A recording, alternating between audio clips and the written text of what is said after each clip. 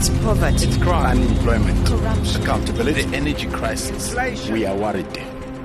That South Africa has myriad problems on all fronts is a given. But the time has come for us to look for real solutions. I'm Jeremy Maggs, and this Moneyweb podcast will discuss those solutions on how South Africans can solve problems by having tough conversations and drawing on the insights of South Africa's top business leaders. Welcome to Fix SA. Hello, everybody, and welcome to another episode of Fix SA. These are conversations committed to finding solutions and approaches to the complex and multifaceted issues facing South Africa. Now, Colin Coleman is a leading South African businessman, academic, and public figure. A former partner of Goldman Sachs, he was the Chief Executive Officer, Sub-Saharan Africa. In the 1980s, he was an anti-apartheid activist, and from 1989, deeply involved in South Africa's constitutional transition from apartheid to democracy. Colin was also named one of the World Economic Forum's Global Leaders for Tomorrow, and a very special guest on this edition of Fix SA. Colin, welcome, and let's get straight to it. This is a podcast dedicated to finding solutions. We'll get there in just a moment. But before we can find solutions, I need to get a perspective from you on where we've gone wrong in recent years and what are we battling with in South Africa right now? What are our priorities? Lovely to be with you, Jeremy. I must say it comes after two events. One is I turned 61 yesterday, and on that day we had the Boks deliver the World Cup Webb Ellis Trophy back to South Africa, and you could see and feel the excitement and the pride of South Africa as Siya Kolisi arrived home with a cup. And I think that rather than starting with the problems, which I will do in a second, that captures the moment in South Africa and the yearning of South Africa for excellence in all fields, not just on the rugby field, but in the nation as a whole. And I just say that because it punctuates so much well the moment in South Africa, which is we have such great talent across society, and yet we have the problems we have. So let me come to that for a second. We really have this triple challenge after 30 years of democracy next year, this triple challenge of 43% real unemployment, half the country living in poverty, and the trap of an economy that is not growing. Effectively, we've had now 10 years of around 1% growth rates, and population growth of 1.6%, according to the census just released. In other words, South Africans are getting poorer. Inequality is rising as the unemployment rate rises and growth slows.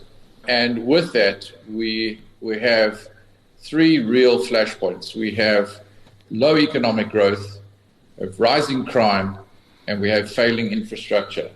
And these three things are interdependent because we cannot fix failing infrastructure unless we deal with crime, and you cannot fix crime unless you give economic opportunities to people and crack down on organized crime and corruption. So we have a very challenging set of cards that we have to play. The fortunate part is we have excellent South Africans across a wide spectrum of talents and opportunities to fix it. And if we put our heads together like the Springboks did, winning by 1 point in every one of their last three matches, we can beat these problems, but it really requires almost the perfect performance. To extend, Colin, your analogy about cards, so many South Africans feel very despondent right now and almost want to throw their hand in.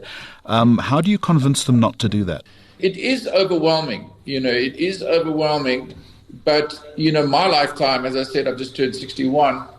We have come through so many times where one has felt overwhelmed. The 1980s, when I was a student leader in conscription activists in the underground of the African National Congress, it was so overwhelming that one felt with the level of repression, the level of detention, the level of torture, suffering, that we were going to have an implosion. And certainly we came close to a racial explosion in 1994. and I was deeply involved in the negotiations that brought Buthelezi into the elections. But we were literally destined for what Rwanda went through in 1994, a million people dying.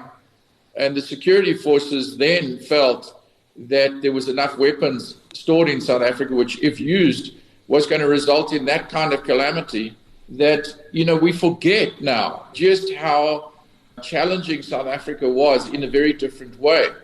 Now we're in this position where we can't just click our fingers and fix it. There's no CODESA negotiation that's going to fix unemployment. But certainly by pulling together, we can overcome it. But that requires a national urgency and a national unity and leadership. And, people don't feel we have the leadership. And there are these kind of clashing forces, these people that want to extract and effectively accumulate.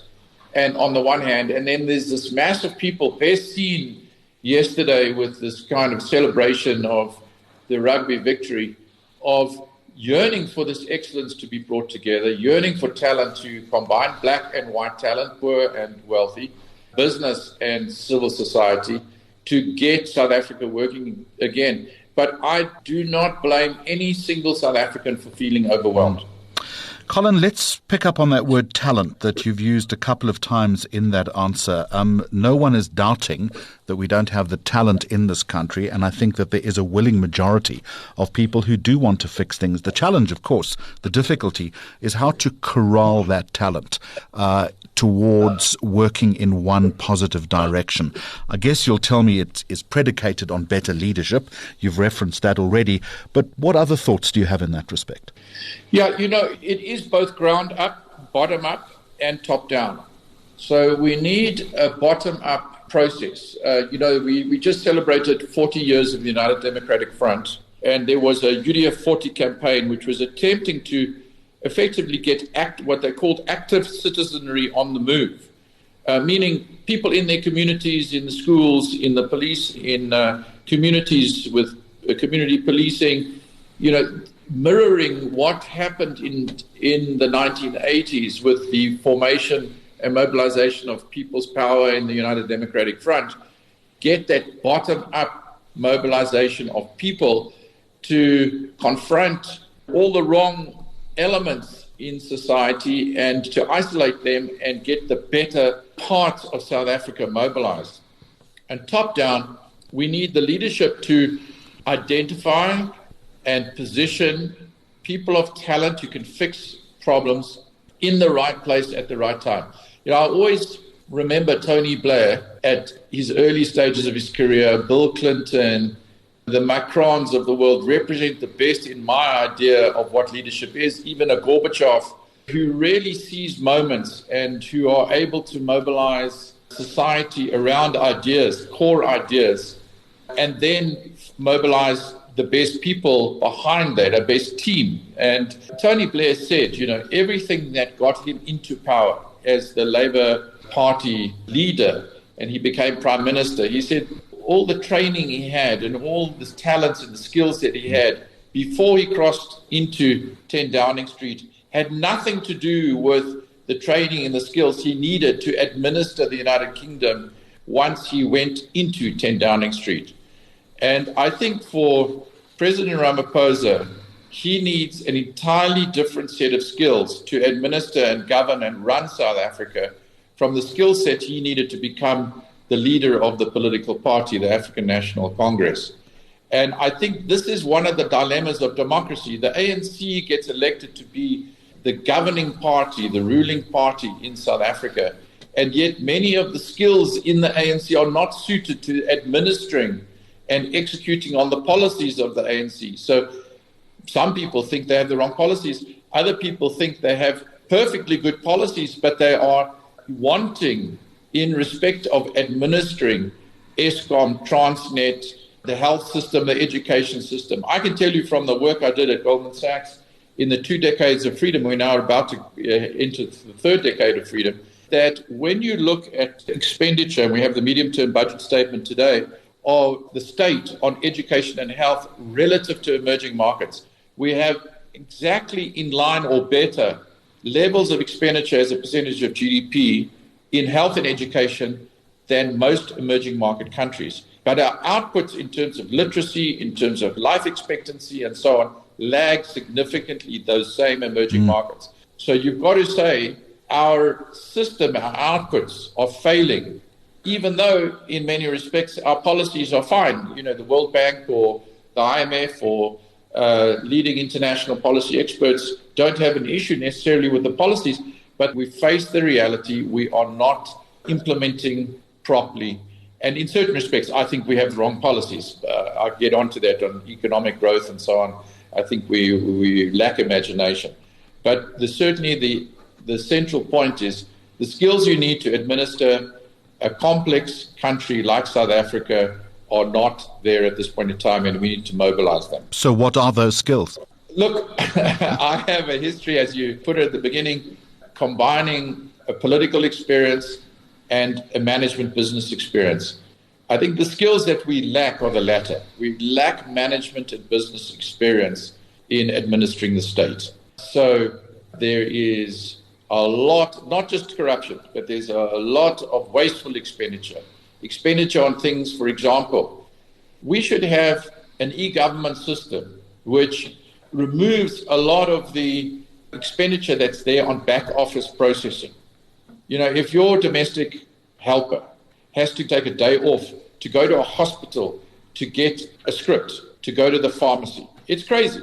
They should send it online to the person, and that person should then order it online from the pharmacy. It's a total waste of the person's time to go with transport they can ill afford to a hospital that is battling with administration. That should all be digitized. So simple management and administrative skills to remove a lot of the costs, make things more efficient, administer people, and also plan and forecast the cost base. So, you know, a big business will always say, let's say you've got a distressed company, a large distressed company. You can think of many distressed companies that have turned around. They basically look at the cost line and they say, how can we cut the cost line? How can we be more efficient with the money we're spending, spend less to get more output? And at the same time, how do we get our revenues up so that our profit returns and then ultimately grows? And what is our profit margin? So a state should be asking, how do we grow our revenues and how do we cut our costs while being more efficient? And I think that in the state, there is huge scope for efficiency, huge scope for cutting wasteful expenditure. Never mind corruption. Corruption is just like a cancer that needs to be cut out surgically out of the system.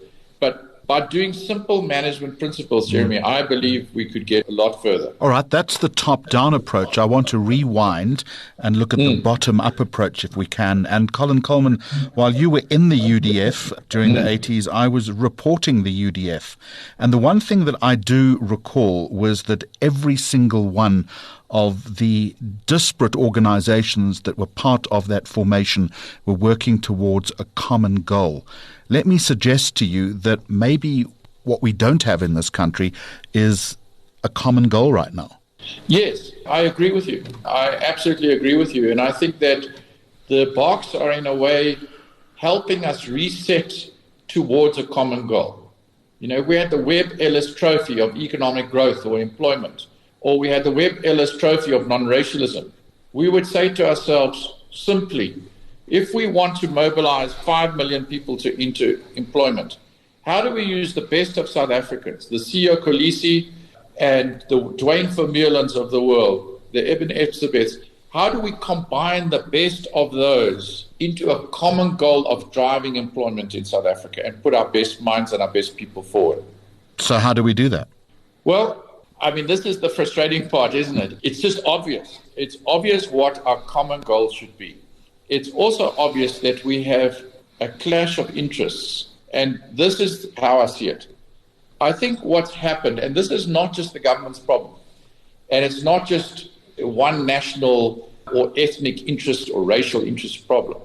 This is all of our failings and all of our challenge, by which I mean we have not succeeded since 94 in bringing enough people into the economy. When you've got effectively 16 million people working and 11 million people outside the system who have to survive, you have to provide those 11 million people with opportunity, or they will get exploited by those criminal elements, corrupt elements, patronage elements, and they will use the political system to their advantage. So the corruption of the political system, the patronage system, the overtaking of the ANC with elements that effectively have only the interest of accumulation in mind. This is not the ANC we knew. Okay, the ANC we knew was an ANC focused on morality, on democracy, on common purpose. That has been contaminated with the fact that people are using the ANC and the political system to extract economic interest. Why? Because they have little alternative.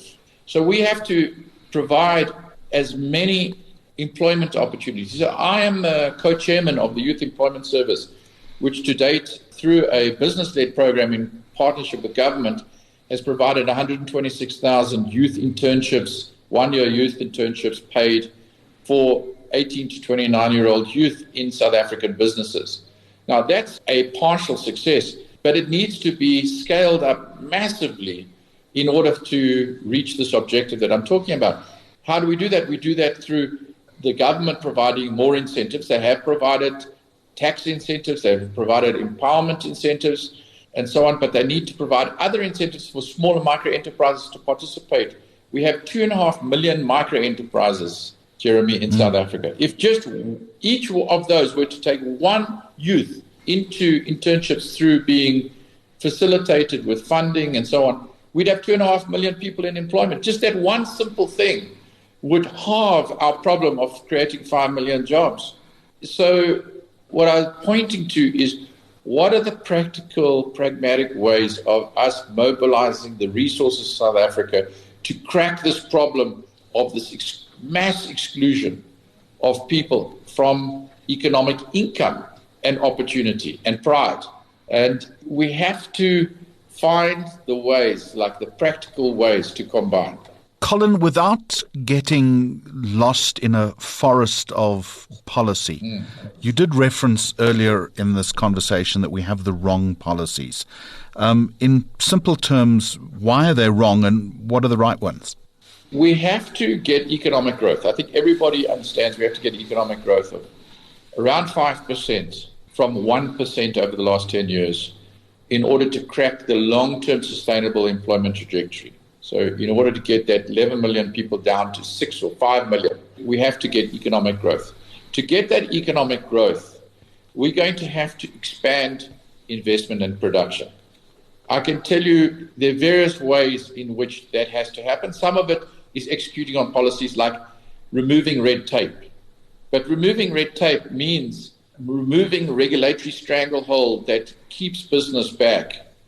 And it can be simple licensing, but it can also be empowerment rules, or it can be regulatory rules around restricting monopolies and things like that. So there are a bunch of those that need to be either tweaked or removed or changed.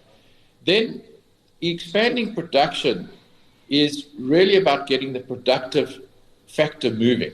Now, that area, there have been some quite interesting suggestions, some of which I've made publicly in an article in Sunday Times, for example, of getting 24/7, in other words, continuous production in shifts in South Africa. So instead of having one shift of 8 or 9 or 10 hours, getting 24-hour shifts in mines, in factories, in retail stores, in all parts of the economy. How? By getting more than one shift of employees. So you take your employee base and you double it. You get 2 shifts of people. You train those people, but you need to have the regulatory environment that allows you to either pay people accordingly, which probably means slightly less for the people that are there, but you double the production process, you get another shift of people, and that means tweaking the labor environment. It means tweaking the social contract between partners. And what I'm describing, by the way, was proposed by none other than the South African Communist Party General Secretary, Solly Mapaia, who said we need to get our production expanded. And I agree with him. And these are practical ways for us to do it. So we need to do that. Secondly, we need to get the Africa Free Trade Agreement working so that when big companies, let's say an Apple, wants to manufacture Apple product, phones, watches, and so on and so forth for this time zone. They need to know that they have a market that's accessible cross borders without friction costs. They need to know the logistics works. They need to know there's tax incentives. They need to know that it's competitive to produce and manufacture in South Africa, either by assembly or by manufacturing for the time zone, and that they can get their product easily in and out. And obviously, the electricity and transport backbone is under strain, and we need to fix that. But fixing it, I keep on saying to people, is like a patient going to ICU. You know, you need to get the blood pumping through the veins in order for the patient to go out of ICU. That's your backbone infrastructure, your electricity and your transport infrastructure, so that we can import and export and our logistics work, and we have power and things like that. But even if we just have power and infrastructure, we're going to get 2% economic growth. We're not going to get the 5% economic growth. So we need to then go to the Apples of the world, around the world, the top 100 companies in the world. By the way, 50 of them in the United States, 25 in China. We need to go to those of the top 100 publicly listed companies, all with a market cap over $100 billion, and persuade them to invest in manufacture and produce in South Africa. And there are some people like Amazon Web Services that are creating large capacities in South Africa, data centers and so on and so forth. And this is good, but we need to expand it. We need to go on a massive campaign to practically expand the investment and production sector in South Africa. We need to stabilize our backbone infrastructure, as I've discussed. I think in order to do that, we need to mobilize an army of private sector experts. When I say an army, I mean 10,000 private sector experts, engineers, accountants, lawyers, architects, all sorts of people to build South Africa effectively through hiring those people into the public sector and deploying them through a hub. I have discussed this with the government, and obviously we've now got this private sector government collaboration, which is very good, but it needs to expand. It needs to get a lot more oxygen in the system.